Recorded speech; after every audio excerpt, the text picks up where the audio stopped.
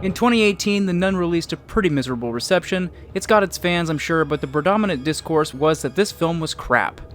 And then it made a crap load of money. Fast forward a few years, one mainline Conjuring movie, and a cool trailer later, Sister Satan has returned, and it begs the question, is The Nun 2 superior as a successor, or is it doomed to the same forgettable bargain bin as its predecessor? Well, I went out with my film-loving best friend and my lovely girlfriend who is a horror connoisseur, and we have some interesting results. None of us were scared, none of us were entertained, and we all thought that none of this movie worked. Despite an almost hilarious third act because of its nonsensical nature, it failed in almost every way it intended to be horrific.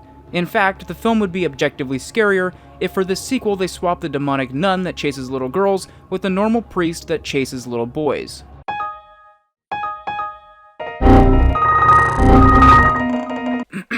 On a real note though, it is hard to make movies. There are thousands of people that dedicate a few years of their lives to working hard on a singular studio film. So, it's kinda hard to be overly critical on a singular piece of art. I can criticize the studio system every day of the year, like how they would rather delay projects and derail the entire industry because they don't want to grant worker unions' demands. It's absurd and it's evil.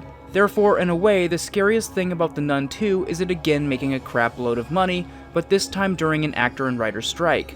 Meaning the people who actually made this film can't even get the publicity from promoting this project because of union strike rules. Even if movies are boring or bland or outright unbearable to sit through, the people that make them still deserve their fair share. I'm sorry for milking this review to puke out my perspective of the industry, but it's fitting because Warner Brothers has milked this franchise, not to entertain, not to create art, but to bury its bank vault in green.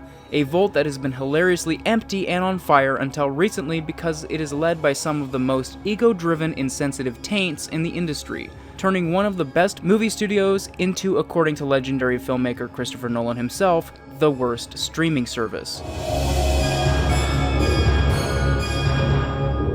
The Nun 2 suffers from a lot of the same issues as the original. It feels too long, it's uninteresting, it doesn't take the time to create interesting or compelling characters, and worst of all, it's just sort of boring. If this is for you, that's awesome. Regal Cinemas sure does seem to like it, but if you're on the fence of checking this one out, I can't recommend you spend the money or time to actually sit down and watch it.